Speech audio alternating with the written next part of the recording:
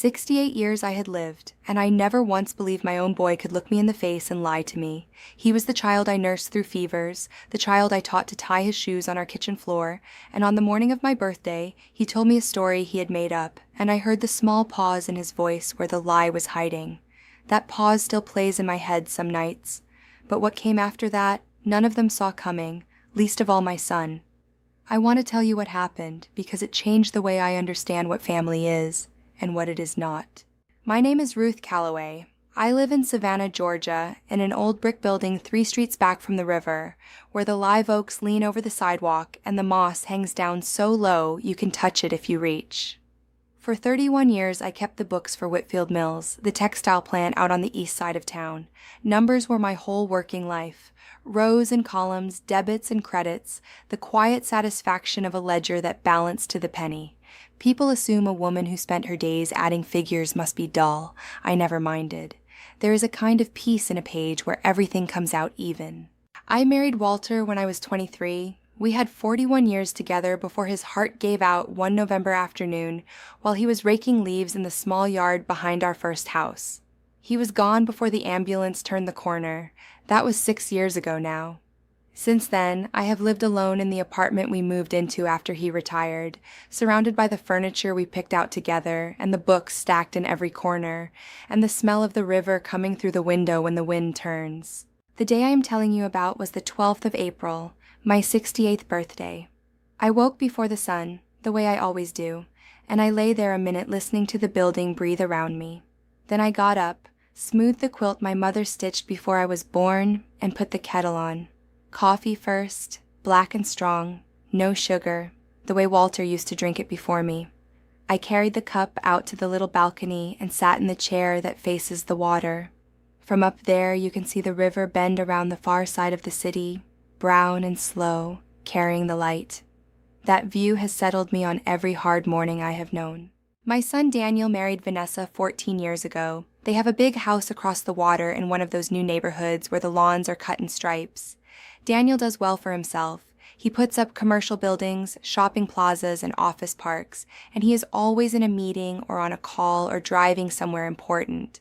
Because of all that important work, he came to see his mother about once a month, and even then he checked his watch. Vanessa came less. And Vanessa's mother, Cordelia Vance, who owns 3 interior design showrooms and wears her success like a fur coat, looked at me the way you look at a chair that no longer matches the room. After my coffee, I sat with the photographs on the shelf for a while. There is one of Walter holding Daniel as a baby out on Tybee Beach, both of them squinting into the sun. There is one of the 3 of us at Daniel's high school graduation, and one from his wedding, all of us stiff in our good clothes. I looked at those pictures a long time. They were the whole map of a family, and somewhere along the way, I had wandered off the edge of it. I decided that morning I would not spend my birthday feeling sorry for myself in an empty room. I would put on something good, hold my chin up, and go out into the evening like a woman who was still worth a little celebrating. But under that thought, all day, there ran a low current of unease. A mother knows when something is off. I cannot explain it better than that. It is a feeling in the chest, older than any reason. Daniel came to us after we had almost stopped hoping. 7 years of a quiet house before he arrived. Walter used to lift him onto his shoulders and walk him around the yard telling him he would grow up to be somebody. And he did grow up to be somebody. Good grades, a scholarship, a business degree, and then the developing company that made him a wealthy man before he turned 40. But somewhere in all that climbing, a piece of him got left behind. Maybe it started when he met Vanessa, with her expensive tastes and her cool smile. Maybe it started earlier, after Walter died, when Daniel decided he was the man of the family now and everyone else was something to be handled. I could never say for certain. I only know the visits thinned out and the phone calls got shorter and the excuses got smoother. Mom, I am buried this week. Vanessa has a thing. We are seeing her folks. I always said I understood. What else does a mother say? But that birthday, something in me had shifted. 68 is not a number that means much to anyone else. But I sat there and thought about every birthday I had ever had. The paper hats when I was small and my father lifting me up to blow out the candles. The years with Walter, when he would hide little presents around the apartment and make me hunt for them, laughing. And then the recent birthdays, the ones that had shrunk down to a rushed phone call and a card that came late. I did not want that this year. I wanted my own life back, the whole of it. So I picked up the phone and called my son. He answered on the fourth ring, already sounding like a man who had somewhere better to be. "Hey, Mom." "Good morning, sweetheart. I just wanted to remind you what today is." There was the smallest catch before he answered. "I know, Mom. Happy birthday. I was going to call you tonight. I was hoping we could have dinner, just the two of us. It has been so long since we really sat down together." And there it was, the pause, the one I could have picked out of 1,000 voices. "Tonight is tough, Mom. I have got a closing dinner with an out-of-town client. Real estate people, you know how it is. They came all the way from Atlanta. I cannot get out of it, but this weekend, I promise, we will do it right." My throat went tight. I swallowed it down the way I had swallowed it down 100 times. "Of course," I said. "Work comes first. This weekend, then." I hung up and I stood there in the quiet with the phone still warm in my hand. I looked at the picture of Walter on the wall, next to the little vase of fresh flowers I put out every Wednesday from the stall on the corner. "What would you make of him now?" I said to the photograph, as if he might answer. Then I went to the closet and took out the deep green dress. Walter loved that dress. He used to say it made my eyes look like river glass. It pulled a little at the waist now because time does not leave any of us the way it found us, but I put it on anyway. I clipped on the pearl earrings he gave me for our 40th anniversary, only months before he died, handing me the little box and telling me I was still the finest thing he had ever laid eyes on. I fixed my hair, put on a bit of color, and looked at myself in the mirror. An old woman looked back, yes, but her eyes were still lit. She still wanted to laugh. She still wanted to be alive in the world. My son's forgetfulness could not reach that part of me. Downstairs, Curtis was at the front desk. He has worked the door of my building for close to 20 years, and he knows me better than most of my relatives do. He looked up and his face brightened. "Miss Ruth, look at you. Somebody's going out tonight." "Somebody turned 68 today," I told him. "No. Well, now, happy birthday. You look like a picture." Then, careful, "Mr. Daniel coming to get you?" "He's tied up with work," I said, and I saw something pass over Curtis's face. Not quite pity, something closer to a quiet anger that he was too polite to say out loud. He only nodded and stepped out to hail me a taxi. While I waited, I thought about calling my friend Nora, who is forever telling me to get out of the apartment and live a little, but something told me this was a night I needed to walk into by myself. I asked the driver to take me to the Bellamy, the restaurant down on the water where Walter used to take me on the nights that mattered. It was too fine a place for a retired bookkeeper's budget, but I decided that on this one evening I was worth the extravagance. The city slid past the window on the way, all lamplight and long shadows. Savannah changes, new buildings, new faces, but the river stays where it is, moving the way it has always moved. I thought that a life is a little like that river. Some stretches are calm and some are rough water, but it keeps going forward and it does not ask your permission. The taxi let me out at the foot of the restaurant's stone steps. My legs are not as sure as they used to be, and the heels I had chosen to match the dress did not help, so I took the steps slowly, with a hand on the rail. I remembered the first time Walter brought me here, after he got his supervisor's job at the mill. We had felt like children playing at being fancy, both of us afraid to touch the wrong fork. Theo, the waiter who has worked the Bellamy for years, knew me the moment I came through the doors. He crossed the room with that warm way he has. "Miss Ruth, it has been far too long. Are we celebrating something special this evening?" "It's my birthday," I said, 68. "Then this is a very good night to have you back with us. Will Mr. Daniel be joining you?" A little needle went into my chest. Of course. It never crossed anyone's mind that I might come alone, that I might be a whole person by myself without a son to escort me. "No," I said, keeping my voice level. "Just me tonight. 68 years is worth a nice dinner, don't you think?" He smiled and told me it certainly was, and he turned to lead me through the tables toward the windows, and that is when the floor seemed to tilt under me. There, at the best table in the house, the one with the whole river laid out behind the glass, sat my son. Not in a closing dinner with people from Atlanta.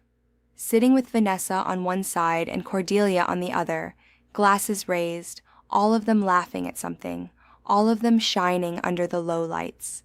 Daniel had his head thrown back, easy and happy, a man without a single worry in the world, a man who had looked his mother in the eye that morning and told her a story.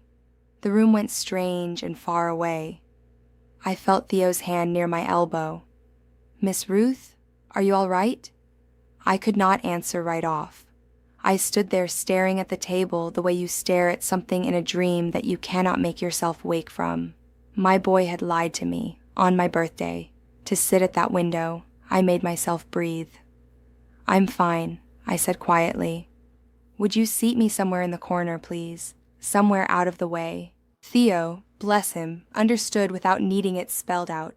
He led me to a small table off to the side where I could see them but they would not easily see me, and he asked what I would like, and I asked for a glass of white wine to still my hands. I am not much of a drinker. That night I needed something to hold on to. When the wine came, I still could not look away from their table. Vanessa wore a dress that must have cost more than my monthly pension, and she glittered at the wrist and the throat.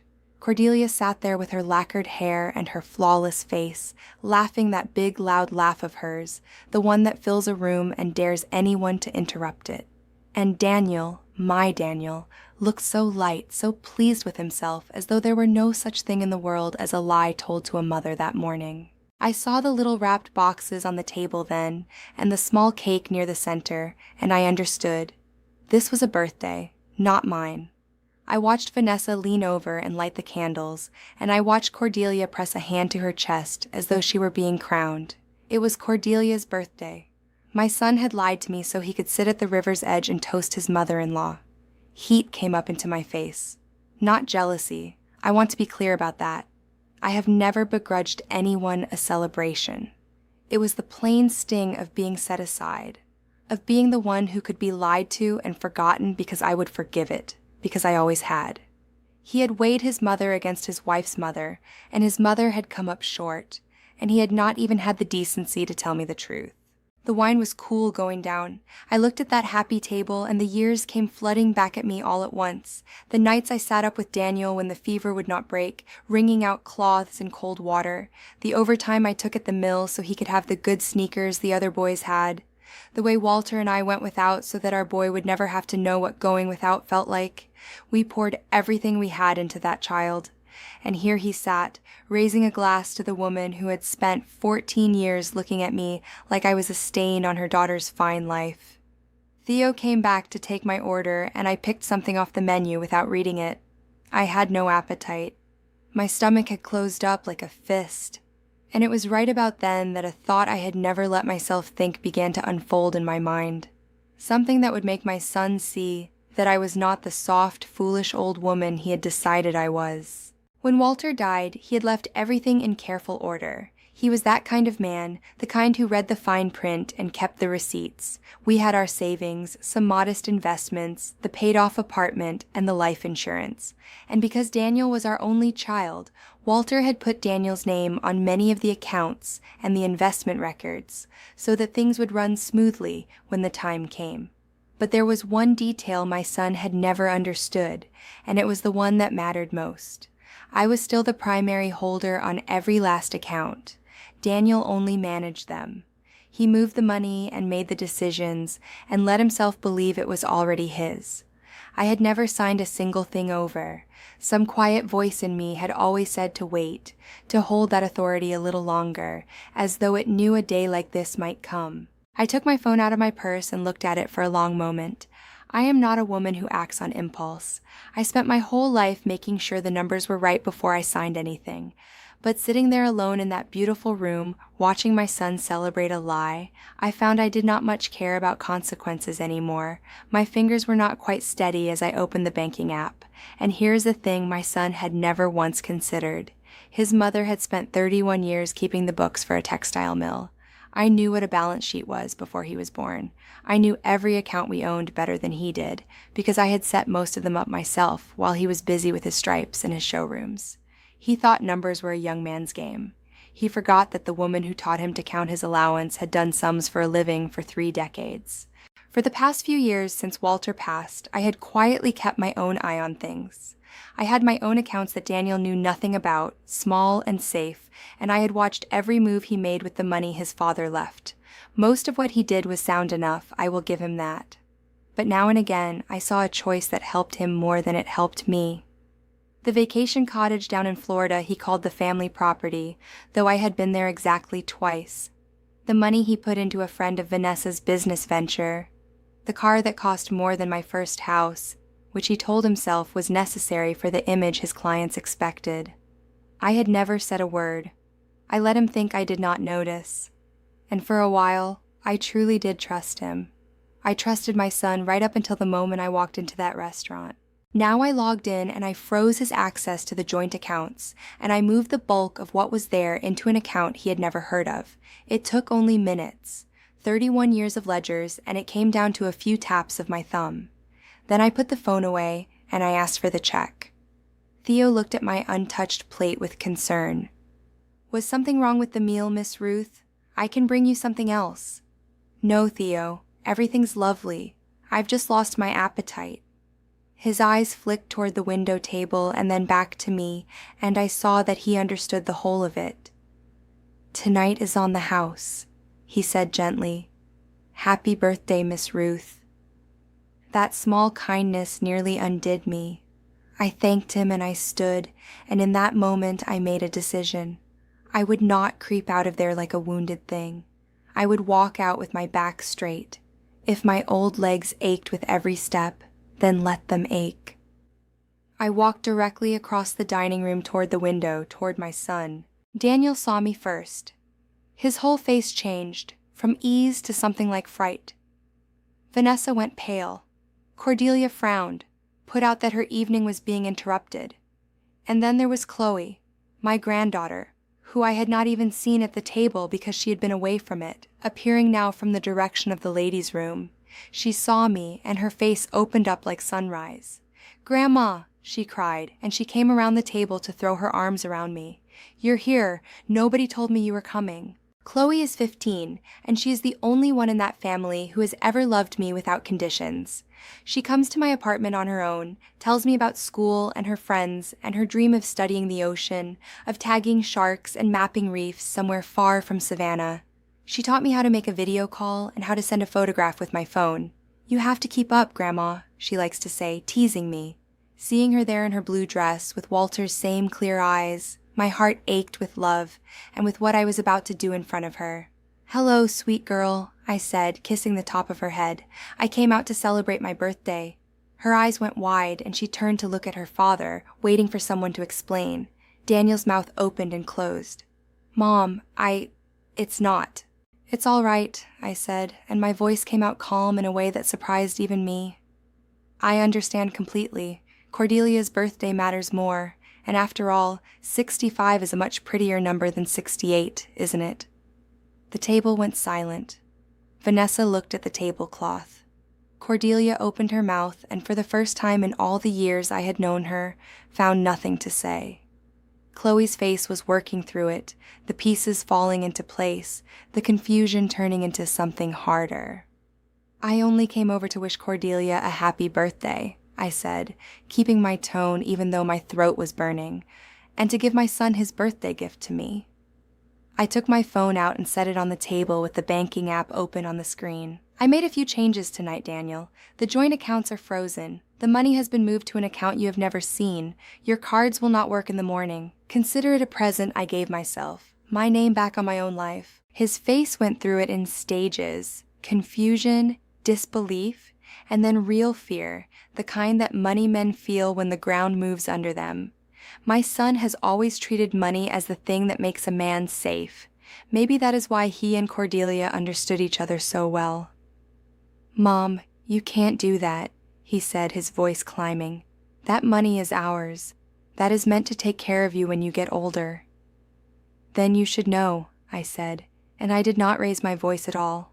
"That day may never come. I am 68 years old, and I am perfectly able to take care of myself and manage my own affairs. Your father was wise enough to keep my name on everything. I have always wondered why he was so firm about that. Now I think I understand." Cordelia found her tongue at last. Ruth, this is terribly rash. You cannot go making major financial decisions in the heat of a moment like this. I can, I said, and I looked her full in the face. I already have, and I do not recall asking your opinion on how I handle my family's money. I saw Chloe press her hand over her mouth to hide a smile. Vanessa had gone white. She turned to her husband. What is she talking about, Daniel? You told me those accounts were basically ours. You said we were going to use that money for the lake house. And there it was, laid out on the table for all of us to see. They had planned to spend what Walter and I built over a lifetime on a second home, and no one had thought to ask me. I'm sorry to spoil your plans, I said, but that money is mine, and it will stay mine until I decide otherwise. Daniel was on his feet now, the color high in his face, the veins standing out on his forehead the way Walter's used to when he was angry. Mom, please, let's go home and talk about this. You're overreacting. It was a mix-up about dinner, that's all. A mix-up, I repeated. You looked me in the eye this morning and told me you had a client from Atlanta. You are sitting at the best table in the house at your mother-in-law's birthday party. That is not a mix-up, Daniel. That is a choice you made. And what breaks my heart is not that you left me out. It's that you did not think I was worth the truth. My eyes filled, not from weakness, but because I wanted him to see it. If you had just said, Mom, it's Cordelia's birthday, and I want to be with Vanessa's family tonight, I would have understood. I would have wished you all a good evening, but you decided I was too simple to be told the truth. The whole table sat in silence. Even Cordelia had run out of things to say. Chloe was wiping her eyes. I won't trouble any of you further, I said, pulling my shawl around my shoulders. Chloe, sweetheart, come and see me when you can. My door is always open to you. I turned and walked away, and a small, warm hand caught my arm. Chloe, Grandma, I didn't know. Dad said you had plans tonight. I know you didn't, love. This is between your father and me. She hugged me hard, right there in the middle of that grand room, not caring who watched. And I held her back and breathed in the perfume I had given her last Christmas.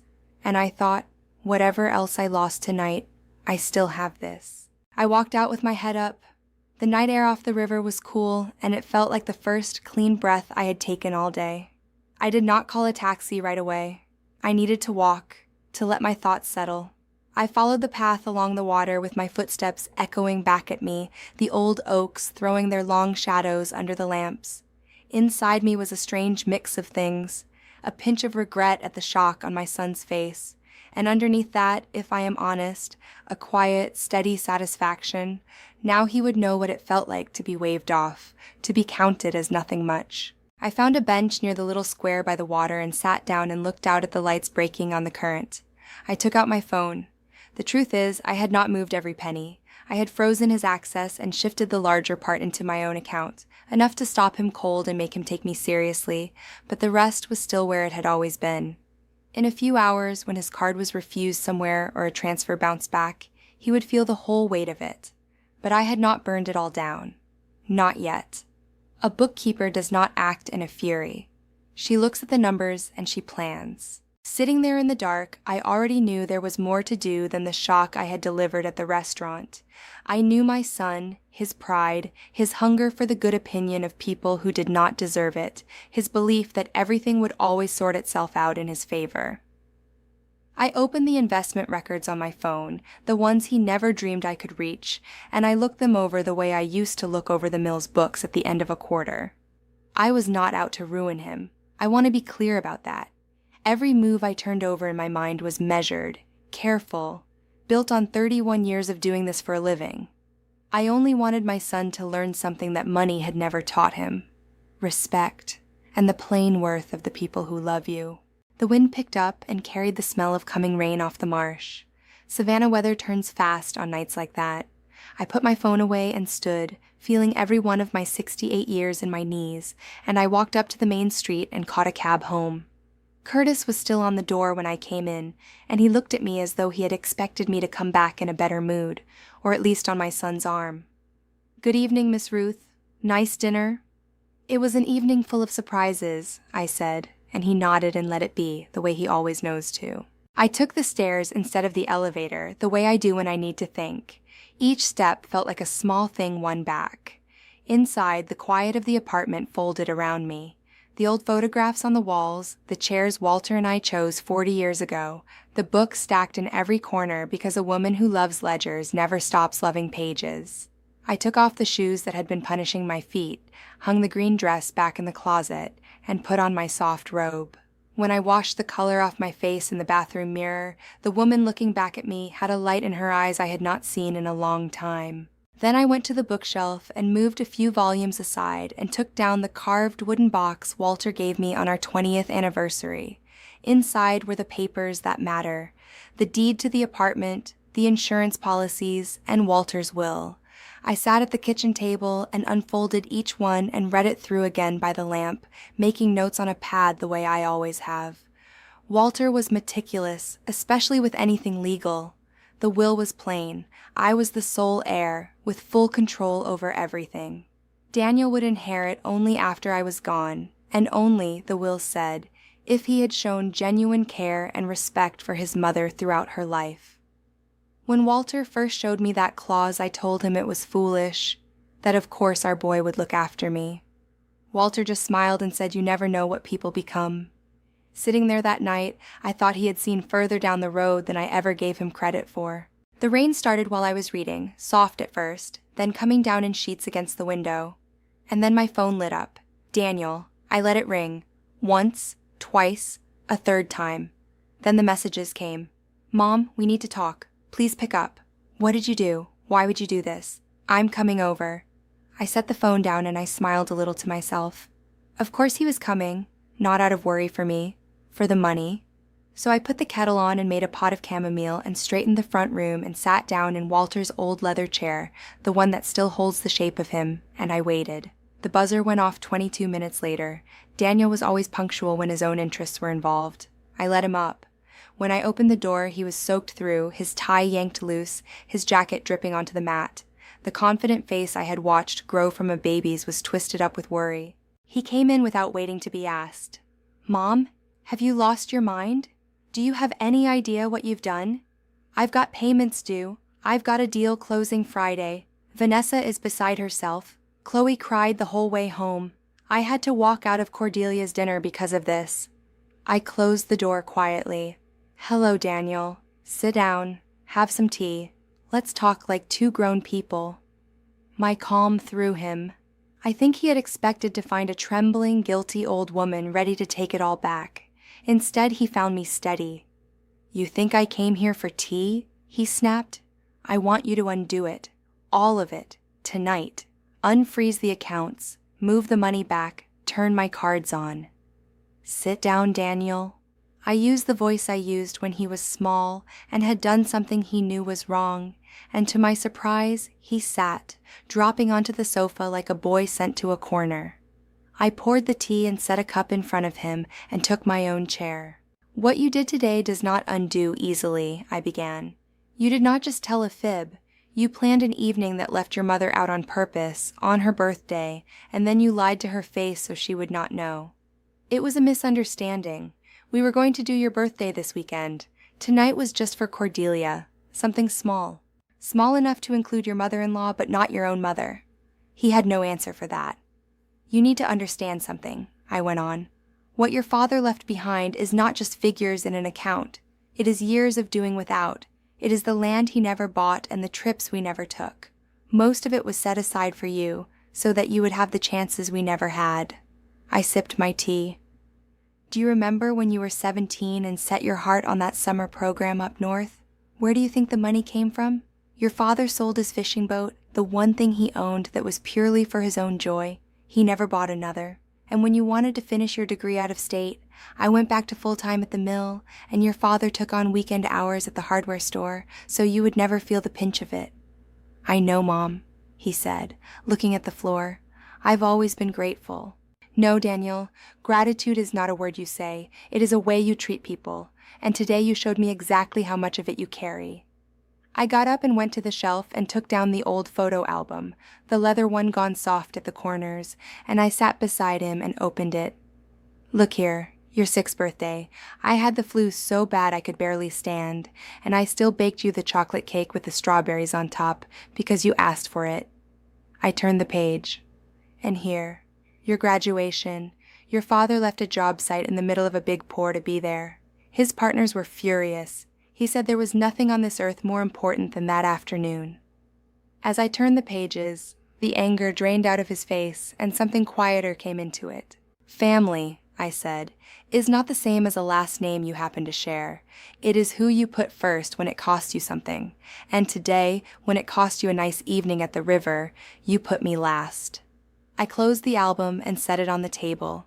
As for the money, you can stop being afraid. I am not going to leave you with nothing. But from tonight, things are going to be run differently. I am fully able to manage my own affairs, the way I quietly have been all along. His head came up. What do you mean, all along? I almost laughed. Daniel, I kept the books for a textile mill for 31 years. I balanced accounts bigger than anything you have ever handled. Did you truly believe your mother could not read a bank statement? I took out my phone and opened it and handed it to him. Here. These are accounts you did not know existed. I have run them myself since your father died. And here is what they have earned. Compare it to what you have managed in the same stretch of time. Go on. He stared at the screen, and I watched his eyes move down the columns, down the numbers, and something shifted in his face. Not fear this time. Something closer to respect, arriving late. How did you learn all this? He asked quietly. I did not learn it, son. I never forgot it. You just never bothered to ask. I took the phone back and slipped it into my robe pocket. Starting tomorrow, I will give you back some of your access. You will be able to use a card and make small transactions, but the main control stays with me. Once a month, you and I will sit down together and go over the spending, both of us, at this table. You're treating me like a child, he said, but the fight had gone out of the words. No, I am treating you like a grown man who needs to learn again what respect looks like. If you want back the trust you threw away today, you will earn it back the way anything real is earned. With actions over time, not with a rushed apology at a restaurant table. The rain kept coming down against the glass, and thunder rolled in low over the river. What about the lake house? He asked, and I could have wept, because even now his mind ran to the thing instead of the person. Vanessa already put down a deposit. I shook my head. The lake house can wait. There are more important things that need building first, and they cannot be bought. He looked down into his teacup a long while, and in that moment I did not see the wealthy man in the wet suit. I saw the little boy who used to run to me with a crayon drawing held out in both hands, waiting to see if I would be proud. I don't know if I can forgive you for this, he said at last, very low. And I don't know if I can forgive you either, I told him honestly. But this was never about forgiveness tonight. It is about starting over, about learning how to be a family again. That takes longer than one rainy evening. I stood, and he understood it was time. He rose slowly and stopped at the door. Happy birthday, Mom, he said. The words came far too late, but they came. Thank you, son, I said. After he had gone, I went back to the window and watched the rain wash the street clean under the lamps. The truth I had come to, sitting on that bench by the river, was that none of this had ever really been about the money. The money was only the tool that finally made him stop and look. What I had taken back was something else, my own voice, my place in my own life.